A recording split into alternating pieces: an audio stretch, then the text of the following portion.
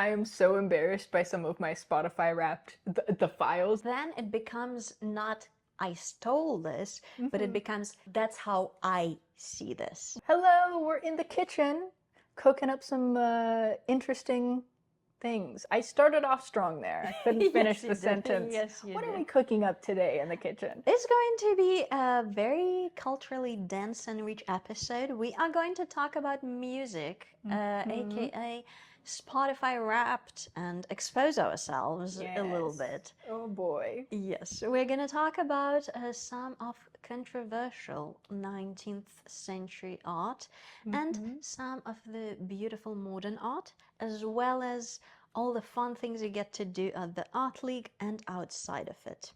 So stay Yes. tuned. Welcome back to the kitchen. Welcome to the kitchen. It's been a minute. We're being watched over by our lovely Italian chef back there. I don't know if it's in frame, but The colors are very bright and vivid. We could use a little bit more of that, honestly, for mhm. our 34th episode. We've been doing this for 34 weeks, and I'm really proud of us. It's true. We've been doing Oh, this for so long. Time flies when you're having fun. yes, and you guys liked the episode in the kitchen, so I hope you like this one. Yes. You might notice also that our lighting is just a little bit different because we got our lighting fixtures rewired here, which is lovely. And speaking of, if you have received a Giving Tuesday email, Betsy wrote a very heartfelt letter soliciting some donations for our wiring that needs to be done. We got a quote for about $20,000, which is pretty significant, but every little bit counts. So go to scal.org and send us what you can, if you can, and thank you in advance. Yes, all of that is made possible because of you guys who love the arts and are generous with your donations to keep this nonprofit going. Mm-hmm. And our podcast is just a fun part of it. And Mm. members show is the other one. Yes, the member show is up right now and it is looking good. Yes, I feel like every time I walk through the gallery, I just find something new and something to look at that is Mm-hmm. so fun. Our previous episode, if you haven't seen it, go watch it. It was recorded in the gallery. It's true. You'll see some of the lovely items that are in the member show, including one of Anetta's pieces. And one of Grace's pieces. Yes, but mine wasn't in the shot. Yes, yes. So. It was pain to edit it a little bit. I had to jump through a lot of hoops for the sound to Oh no. make it work, but I hope you guys still like it. I really enjoyed the topics we discussed last time on the success and the failure Yes. of being an artist. And I feel like December, when we're recording this, is such a busy month and definitely a culmination for a lot of those strong feelings of success, failure, pressure, stress. Mm-hmm. I feel like it all is just resurfacing right now. Right. I feel like towards the end of the year, it's, you've got a lot of plans happening maybe for the holidays, but then also I feel like you're just looking back on your year and all the things that you've done, successes, failures, the whole, everything. And I think that, it's important to look back on what you've accomplished. And if you're learning from your failures, then what more can you do? It's funny that you've mentioned the recap, as I don't know how relevant it is to you guys. Spotify Wrapped came out. Oh my goodness. And I am one of those people who are into the conspiracy that it's not being accurate. Because some of the songs, it said, like, listen to like 80 times or 88 times. Sweetie, I've listened to that song 88 times just in one day on the loop when I was making a piece of art, and it's on video. So let's talk about that. Something's not right, you know? Oh my God, I am so embarrassed by some of my Spotify Wrapped the files. They're like, your Spotify Wrapped files. You listen to 500 and some hours of this one song in a day. And I'm like, I don't think there's 500 hours in a day. Minutes. Sorry, minutes. Yeah. I don't know. No, 500 minutes sounds That's too a low. lot. It's crazy. It's crazy. I'm demented because I'll be at the studio for like 6 or 7 hours. I'm like, this is what this painting sounds like. Yeah. It's on repeat. And it just wrecks my like Spotify Wrapped every year because I'll have like, I'm like, this isn't even like a good song. It just, I don't know, it hits the brain right. And you're like, this feels. I get that. Look, Yeah. I totally get that. And the power of music as a time machine, because I feel like when I was listening to some of the songs, I was like, oh, right. And I'm just transported to April really vividly, or to March. And I'm like, I am a different person right now. I'm a totally like different human being from that moment on. Mm-hmm. And Spotify is great at marketing. I'm gonna tell you that. Oh, it's so good. They always bring out the new things, and this year it's the age, your listening age. Oh, Would you what'd like you to get? share? I was 24, so a little younger. I was 18. Oh my god! Literally rude. And it said that you're mostly listening to new songs. God forbid a woman supports young artists. She's contemporary, okay? They're like, you're listening to songs mostly from the 2010s, and I was like, I'm stuck in the past. I'm honestly offended. It's like I've listened to hours of Goo Goo Dolls for nothing. For nothing. And I'm still 18. Oh, that's great. It's so rude, but okay. You know what? I just noticed the dirty sign. Yeah, can you Nice. guys see that? I don't know if you can. I think they would. I'll zoom in on the dirty sign. This is actually a clean episode. That was my phone. You That did your was my phone phone. dirty. Yes. She is bendy. Anyways, but what was on your guys' Spotify Wrapped? Was it surprising? Is it embarrassing? I feel like sometimes it's embarrassing No. for me. Own it. I'm all for just own it, full sand. It is what it is. Yeah, that's true. I feel like I've been doing a little bit better. I can't remember if it was 2023, but literally all of my top genres, it was like bedroom pop, indie pop, pop. And I'm like, that's all I listen to, I guess. You're a pop girly. I'm just a pop girly. Now it's a little bit better. I don't remember what my list was, but I'm less embarrassed. Or maybe I've just grown to accept myself for who I am. We love to hear that. Hey, share your Spotify Wrapped results. Share your Spotify age. Okay, I guess, I said own it, and I was slightly peeved at finding out Spotify thinks I'm 18. But hey, owning that. What can you do? You're just hip and with it. Yeah, oh my god, it's like you're 50 or something. Hip. Ugh. I mean, that may not be my Spotify age, but that's the age of my soul is Yes. old. Yes. I thought it was gonna tell me I'm in my I don't know, 40s or something. Yeah, I was ready for it to be like, you're an old woman, but 24, I guess, Well, it is what it is. It's just one of the highlights of December, I feel. And they just randomly roll it out on some Tuesday. I feel like Yeah. they need to have a date. Is it just me? But I need A to have Spotify Wrapped day. a I kind of release like date. it being surprise because Yeah. you're just like, you go to listen to your music and it's like Spotify Wrapped, and I'm like, oh, let's check it out. I guess. What role did you get? Or they put you in a little group thing? Hold on, let me see if I can find it. I don't know what you're talking about. They assign you, it's like Divergent. They assign you a group and a role. I don't think I've looked through this, to be completely honest. Oh, we should do that. Your listening club. So it's towards the very, oh yeah, you haven't. I haven't checked anything. Girl, we gotta look through your Spotify Wrapped. Should we just do a Spotify Wrapped reveal? 293 genres. That's really good. Swipe up for more. House, Brazilian funk, melodic rap, pop, dark R&B. Dark R&B. Let's screenshot it so we can, share it with the people. Yes, let me see if I can. I listen to 418 genres. My top genres are indie pop, of course, tech house, pop rap, retro soul, and Japanese indie. That tracks. Pretty good. That tracks. It's called Listening Club. I don't have. Oh, yeah, There it is. And it gives you a little character in your role. I'm scared. Oh, yours is a little cat. Your role is curator. I love that. Aw. Focused playlist creator, combining the best.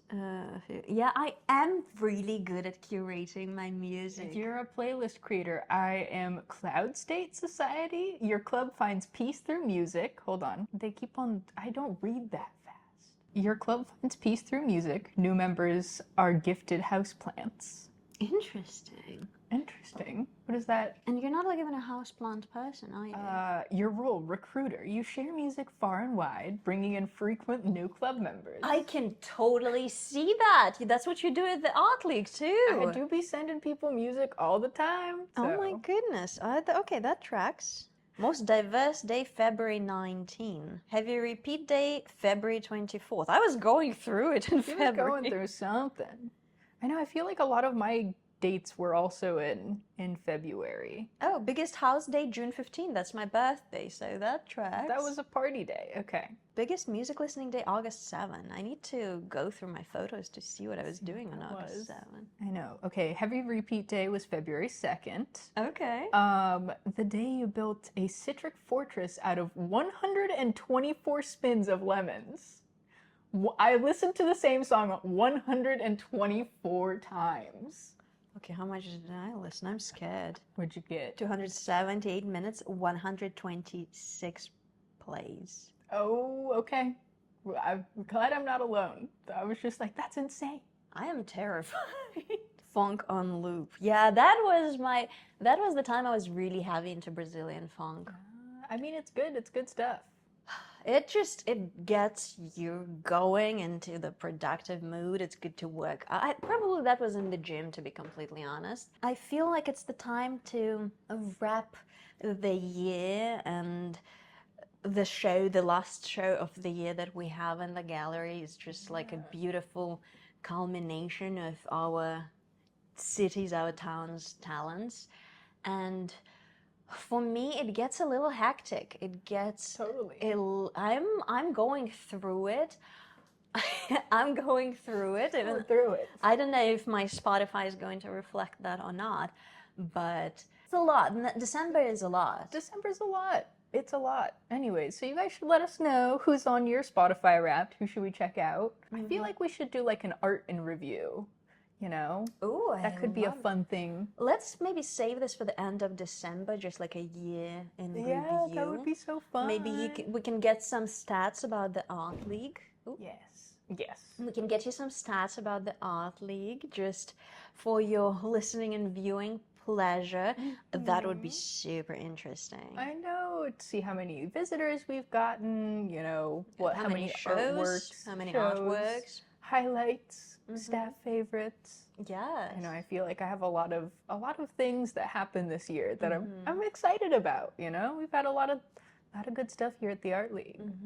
Definitely. And I'm looking forward to the new year, but I feel like my art task or art focus until the end of this year is going to be organizing all of my projects. Yes. Because like I said, it is hectic for me at least, but I feel like that should be relatable of December being just of a month. It's madness. It is madness. So I got really overwhelmed yesterday. For me, it is tied to my kitchen counter. If my kitchen counter is messy, it's messy in here. So I had to clean it up. And I actually recorded a video because I feel like with people, it's slightly helpful to me to be doing it with someone, to feel like you're not alone. That's valid. And even though it might feel like slightly embarrassing to be exposing yourself in this way, for me, that's a representation of all the unfinished projects and kind of organizing them at what stage in each project I am so that I don't go mad, and narrowing it down on one project at a time or a different stage of each project during the day. So it's kind of like juggling in a way, but that's kind of where I'm at. Yeah, I like that. I think that it's important.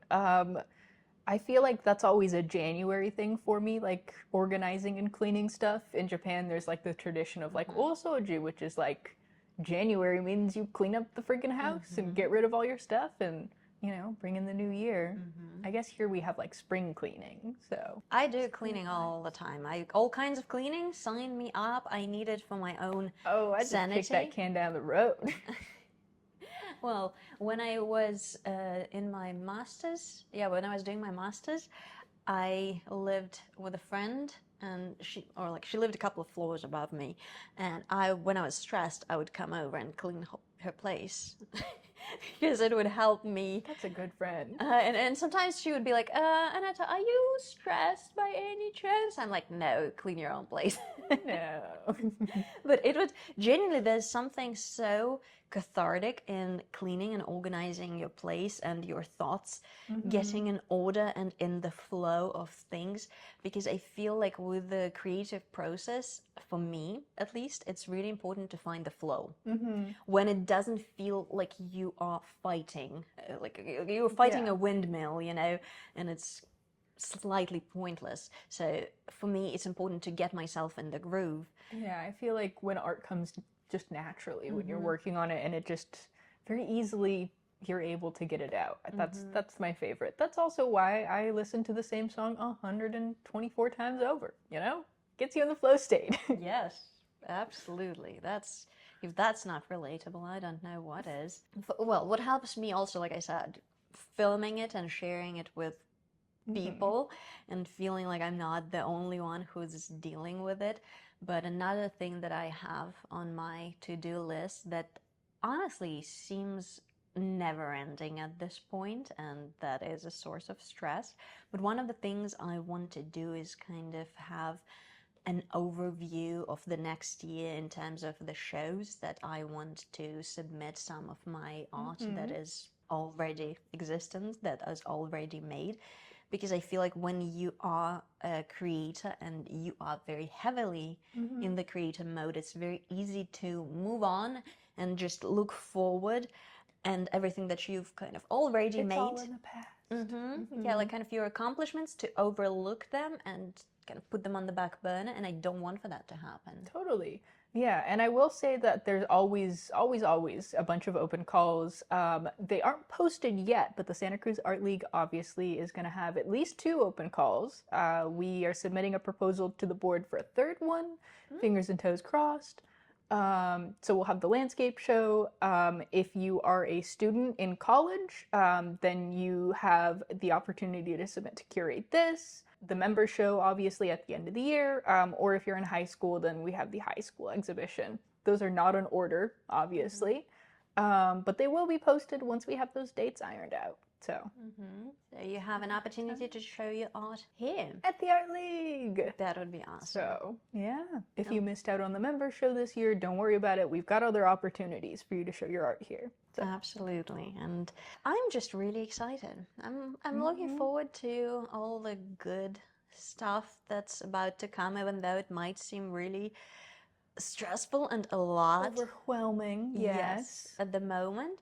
I have a good feeling. I have a good feeling about all of that. That's good. It's good to be optimistic. I think that, I don't know, you create your own luck in a lot of ways. Absolutely. And so if you're setting yourself up for, you know, I'm going to apply to all these shows, I'm going to get all my stuff ready, I'm going to make sure that I can hit the ground running next year, then, you know, I think the better chance you have of actually being successful in that. So that's a very important point, because I talk a lot to people who are in my life that I don't believe in luck as it is just, you know, something falling onto your head as a blessing.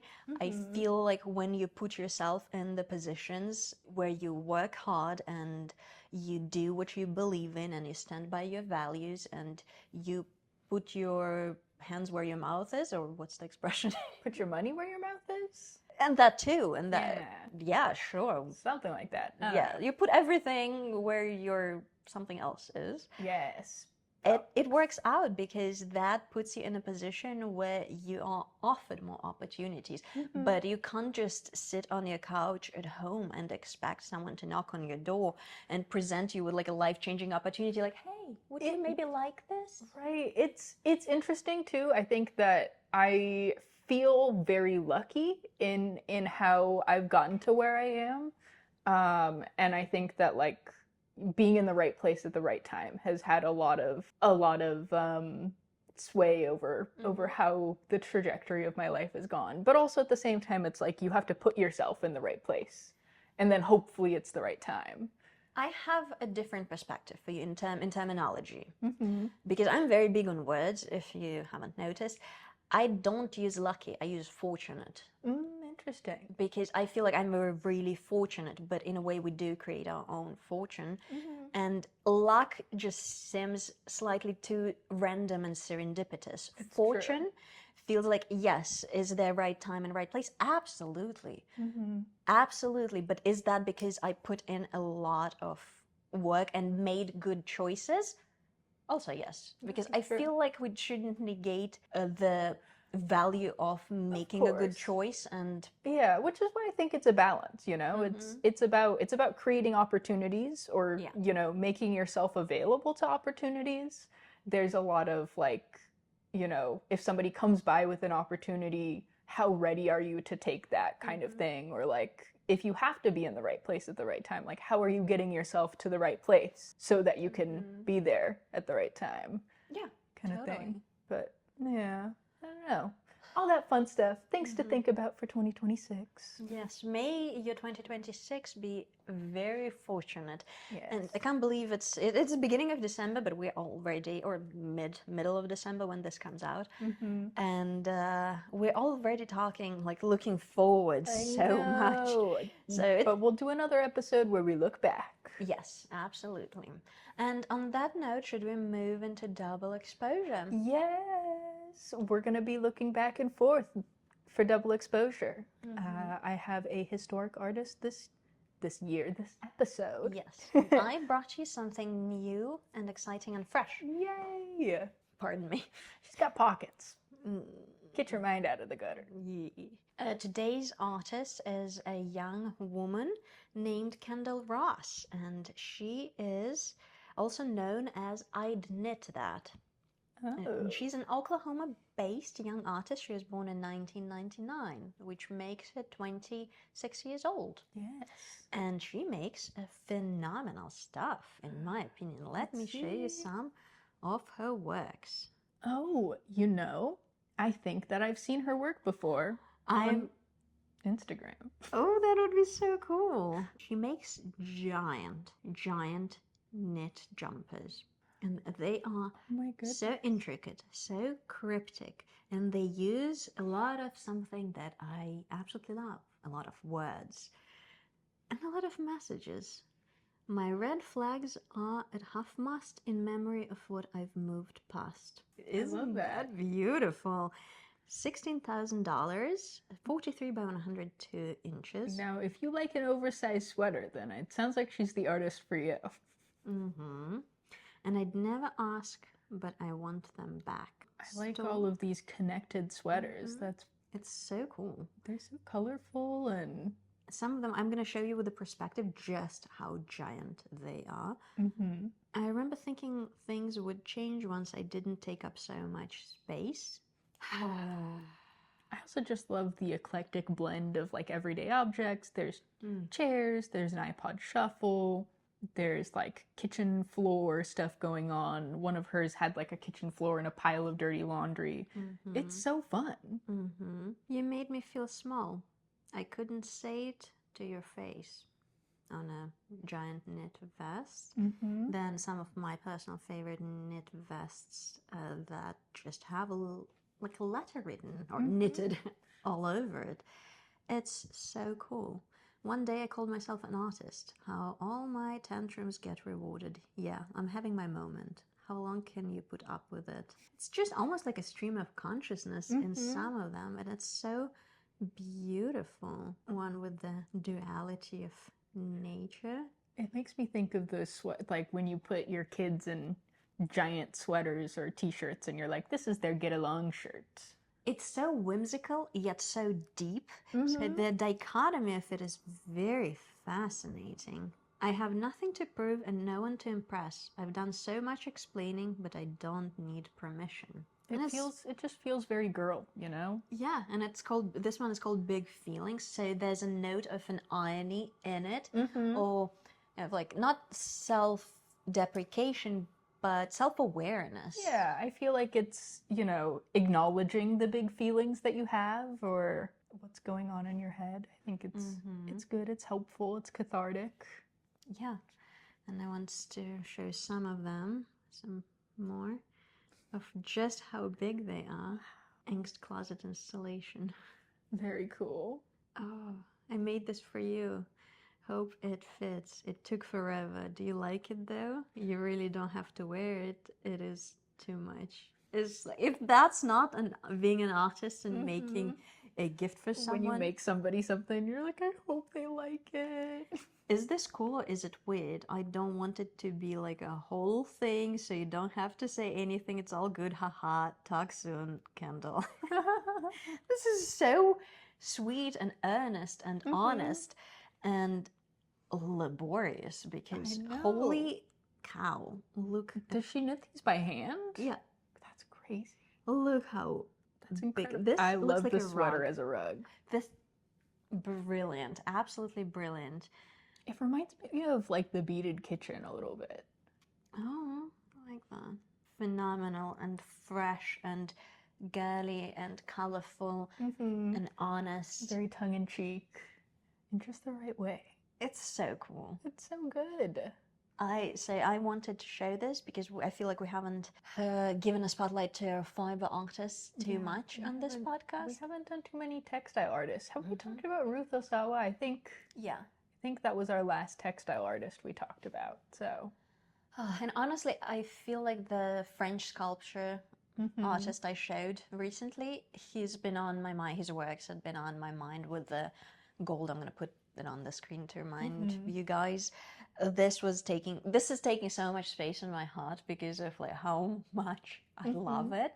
So it was tough for me to follow with another contemporary artist, and I felt like Kendall, or I need that is. I feel like that's honorable act to follow. of course. That. And yeah, that's my pick for the week, and just how colorful, especially granted that we're in the winter time. So we need some color, we need some big sweaters, and a little bit of making fun of yourself is good. Yes. So a tiny bit of self-aware, self-deprecating humor never hurt nobody. Just a tiny bit, a little bit. As a treat.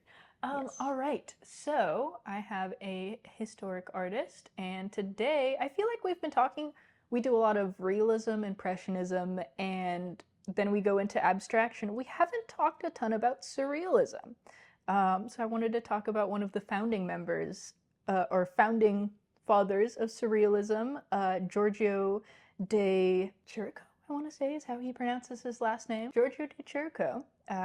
He was born in Italy, and then he was born in Greece, grew up in Italy, but the architecture and landscapes in Italy is what primarily inspired his work. Hold on. Is it Chirico? Might be Chirico. Because it's Italian. Giorgio Chirico. And he is one of the founders of Surrealism. So his paintings are most known for their architecture. He was one of the first people to play with like the size of things and perspective that doesn't make a whole lot of sense. If that's not the representation of December as a month, I don't know what is. Oh, okay. Back to... Excuse me, I'm going to pull my phone out of Back to Mr. Chirico. Yes. This is one of his earlier works, so you can already see he's playing with like the scale of the statue and the sphere and a glove that's pinned on this wall. And again, the perspective, it doesn't make a ton of sense. It's one of my favorite works of his, by the way. You have all of these like wandering things. Trains are a very common motif in a lot of his pieces, but he was mostly looking at like ancient ruins and archways and columns, and so he plays with perspective and just these like very interesting figures. But then you can see a lot of this gets like repeated in later surrealist works where they have a lot of kind of Grecian statues, or they have this kind of similar sense of architecture and these long shadows. A lot of it is influenced by these kind of dreamy scapes that Giorgio Chirico would be creating, which I think is really interesting. But it's cool stuff. So he was doing this work, I want to say it was, let me go back to his Wikipedia so I don't give you guys bad dates. Yes, so he was working on these in the years before World War I, He was inspired by philosophers like Arthur Schopenhauer and Friedrich Nietzsche. And there was a lot of kind of like subconscious and psyche that he was exploring through his work. Yeah, and then later on in his life, he works a little bit more neoclassical or Baroque. I think that his work is really interesting because you see a lot of the like hallmarks of later surrealism, like with Dali and all of the other folks, but you see that kind of early iteration of it. And a lot of his works are surprisingly kind of contemporary. If you were on the internet in like the mid to late 2010s, you probably saw a lot of like vaporwave. And, you know, there is a lot of that kind of hearkening back to these weird liminal spaces and Grecian statues and all of that stuff that he references in his work, which I think is really interesting, that like the conversation, or visual conversation, I guess I would call it, around surrealism was so heavily influenced by him. His works are very enigmatic, and I feel like that was, I don't know if it's fair to say that the dawn of correlating art and mental health, and kind of how the mental health of an artist reflects in their works. And I feel like Chirico was an example that brought it into light, especially because of his affiliation and his love for philosophy and self-reflection and self-expression into physical form. It's very fascinating, and the color schemes that he chooses, I feel like it's very reflective of the time that he lived, and it still feels very contemporary to this day. Right? It feels like a lot of his work feels very modern. And just like the way that he renders things very smoothly, it feels like, you know, a lot of that early CGI stuff that you see, where you have like kind of simpler shapes, but then they kind of build into complex things, which I think is really interesting. Yeah, he's got some interesting work. Also, there is like a theory that he had Alice in Wonderland syndrome, which is where you struggle to see, like, it's something in the way that your brain can't perceive perspective, and so like things that are closer to you are bigger, but your brain just perceives them as being like abnormally large as opposed to close up, which I think is interesting. That's really fascinating. And what I do love is that it's almost like an introspective into the art world at the time, because of how different it is, yet you can see some of the Cassandra in it. Like I personally can, at least if we look at the gradients that he uses for his backgrounds and the line work with the shadowing, but the style, because of how different the style is and the visual expression of it, it's kind of hard to correlate the two, seemingly. Yeah. It's also very interesting in contrast to like realism or I would say even like impressionism, because I feel like a lot of those are trying to capture like ordinary scenes in everyday life, and so they feel like a little bit more like cluttered. There's a lot of things going on, which makes the environment feel a little bit more lived in, whereas like all of the surfaces in this are very like smooth, you know, there's not a lot of texture to things. There's brush strokes obviously and like the texture of the gradients maybe, but it's like it's very, all of the things, the objects in there are still very smooth, which I feel like is different from the, you know, the impressionism and other kind of brushstroke heavy things that were going on. Some of his architecture, because it's sometimes it's so Italian. It is. Which is very fascinating. For me, anything that has to deal with architecture, whether it's fashion, whether it's design, whether it's visual art, is always pulling me in. And his compositions, when it comes to architecture, are very interesting in my opinion. Right, it's always drawing you into the center of the canvas. You know, you're like, there is a distance, and the not the horizon lines, but the perspective lines are kind of leading you deeper into the painting and creating this kind of sense of vastness. His picture planes just feel very like quiet and still in like an eerie way. because they go on for so long. Yeah, there's, I feel like almost in every painting there is usually an object to make you question things. Like a lot, trains are a reoccurring motive for him, and that, like, we're looking at what's the name of this one? I don't know the name. The Venus and Bananas. Reject those cookies, yes. The Uncertainty of the Poet from 1913. Yeah, it's very interesting, you know. Is this a very small bust? Are these gigantic bananas? Where are they in this composition? Are they on top of a table? Is that why these archways look small, or are they like giant bananas and statue, and this archway is actually closer than it seems? And then there's like a train in the distance. And the way the table looks like it's angled, and the shadow from the building overlap with the surface that the still life is on, and just the choice of the still life is very fascinating, very unexpected.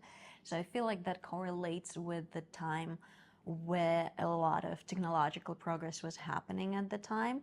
So almost unimaginable. And the train, well, for us, well, sadly in America that's not that popular of a thing, but I love trains. there should be more of those, honestly. I know, but the train is very modern, but then also we have these like Grecian Roman ruins, and so it's interesting kind of dichotomy. Although I will say that the Romans had steam engines; they didn't build trains out of them. They were just like, this is a neat little party trick, which is, you know, alternate universes you can think of. What if they had trains? There's a lot of evidence coming out right now that the prehistoric people and society were way more advanced than we think. Although I will say the Romans were not prehistoric because they did have written records. Yeah. But yeah, there's a lot of things that were like, how did this happen? How did they do this? So I feel like in his works he does a great job with at combining the progress and of mulling over and assessing the progress that we're making and the society we're heading to, and balancing it with the history and what we've learned from, well, our humanity as a whole, from based on centuries of history. They're very meditative. They're very, you know, there's some quiet contemplation, and it's just interesting. Like, how big is that train compared to that building, you know? It's cool stuff. It's very liminal, and I appreciate it a lot more than I appreciate Salvador Dali's work, because he's kind of a fascist. And also, so, like, looking at his art, I'm like, damn, Dali really ripped this guy off. What I'd say Dali was, I think I've mentioned before, as a child I visited his house, his museum in Spain, in Figueros, and that was a huge influence on me. And what he did, a lot of his sculptures, they were the first at how he looked at the perspective of how, like, those sculptures where you move, where it seems like a pile of things and you move at an angle and it makes a perfect shape. And just his ability to see something out of nothing and to reimagine it, that was the first that a lot of even contemporary artists, where you look at the like, modern museums and galleries. Yeah, it seems like every museum has one of those these days, where it's like, ooh, look, if you stand here, it's a lady. And if you turn, it's a gentleman. Yeah, this kind of thing. And I feel just because of how much he worked, and like seeing his lip couch was so cool as a child. Yeah, his art is very cool. He's very imaginative. I have personal issues with him.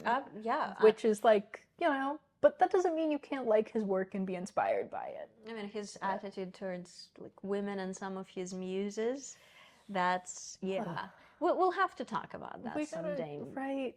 Because his impact on the world was of such magnitude. And I hate to say it, but that's because of how much he created and how much he worked and how much effort he put into what he created, because that was a man obsessed with what he did. Totally, totally, And I mean, totally. I feel like you have to be at a certain. A little crazy. You got to be a little crazy to Yeah. be. Yeah, it's true. It's true. I just, I feel like the amount of women that him and Picasso and a lot of people who were very like machismo, big artists, like they just like chew through youth. I think it's not something that sits right with me. But I feel like that's a tale old as times. It's true. And Picasso is, I feel like, more of a shocking example because of how well documented and recent it is. It's true. And I feel like to a lot of people who are not into art that much, it shocks them when they find out that Picasso is not from like 1800s or something, because I get it, art history is hard. Right. And that it was rather recent if Yeah. we're speaking in modern terms. It's true. And I will say too that like as much as it's a problem with like very famous and powerful male artists, I won't say like it's an artist issue. It's like just a everybody in power issue, People in power take advantage of that. But gender roles definitely Oh, yeah. play a Hugely. big part, because that trope of male successful artists and young women who they get to, I don't want to say derive their power from, but kind of. Well, it's like they're mining like the feminine creativity and beauty for their own. Like if you look at like Edie Sedgwick, who was famous for being one of Andy Warhol's superstars. Like you see these young women who come from, kind of turbulent backgrounds, and they cope by having a really outlandish fashion sense. And you have like these auteurs that are like, oh, let me capture this and bottle it and sell it. And then once they're like a little bit older and maybe their frontal lobe forms or they pass away tragically, they're like, all right, I'm done with that. Let me find the next 17-year-old. So, I don't know. Again, tale as old as times, sadly. And I feel like that can be tied to femininity as ultimate creative power, because we as women, we bear the right to choose to give life. And that's the ultimate creative power that only we are able to have. And that's, I don't know if I don't know if that's going to be a hot take, but I feel like that had been the subject of envy for centuries. I don't know. It's interesting because I think that, I don't know what I think. I just think it doesn't always sit right with me, especially with some of these artists. And I'm like, you're just trying to harvest this resource.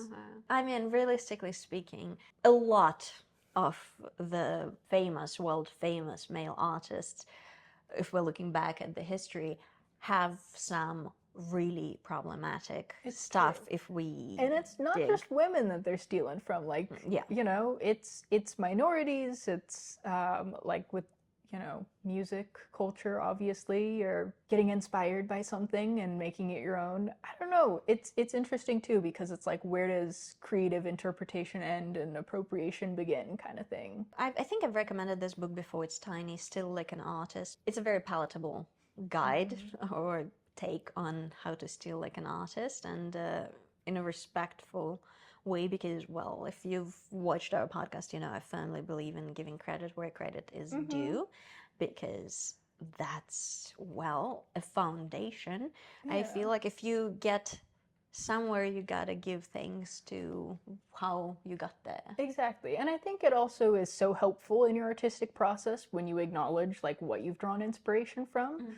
It helps you kind of map out how you got there, and maybe you want to do something like that again or take it to the next level. If you know where you're getting things from, then you're able to credit where you're getting them from. But also, I think it just makes you a stronger artist because you're being more intentional with your work.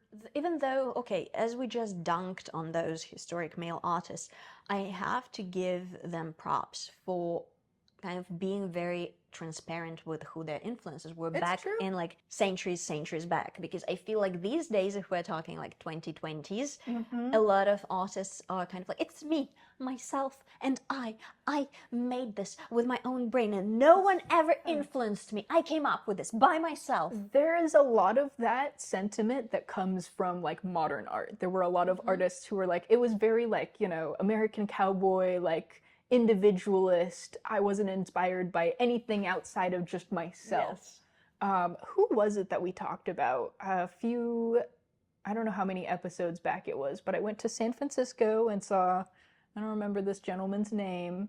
Oh, the oil artist? The artist who drew all the cakes. Yeah. Oh, Very famous for that. But he was an artist during the time of a lot of those like modernists who were like, you can't be inspired by anything else. You have to, it's purely from within, which is just not how the human brain works. Not to say that it wasn't like an interesting exercise in creativity, but he like flatly rejected that and was like, you know, I'm taking inspiration from other art.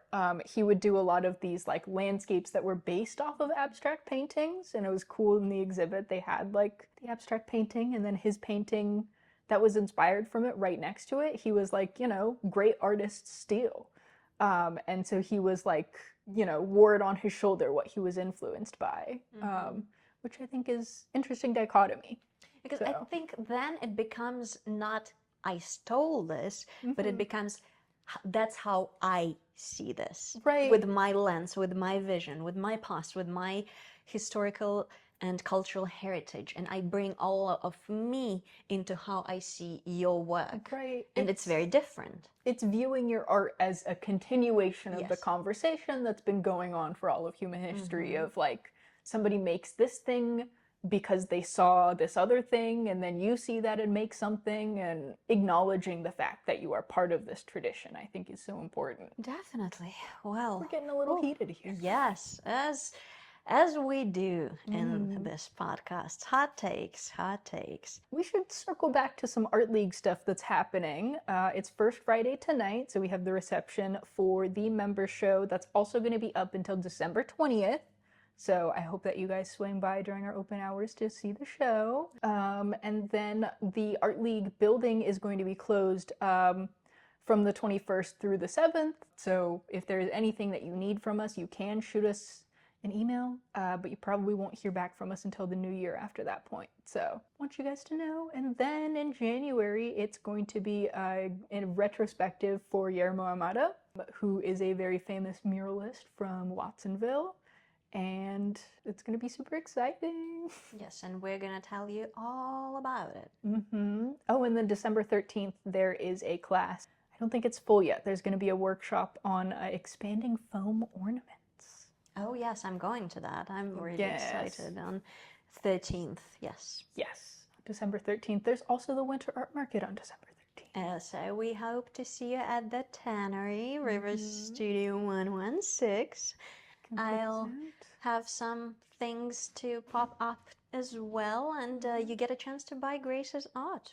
Some of the new, never before seen, and something that we haven't shown you in the podcast yet. Yes, I've got some brand new stuff. Come on over on December 13th. Yes, get some gifts. It's gonna be holiday season coming up, so you know. Buckle up, my friends. All right, I think this is it for today. That's it for episode, what is it, number 34? Yes. Thank you for joining us. Stay nice and warm on this cold December afternoon. Yeah, and thank you so much. Do not forget to support us by liking, subscribing, and hit that smashing the bell button thing. Yes, leave us a comment or 2 or 50, you know, whatever comes to mind. Go for it. Yes, and don't forget to donate at scal.org. Absolutely, and we will see you very soon. Have a good day. Bye.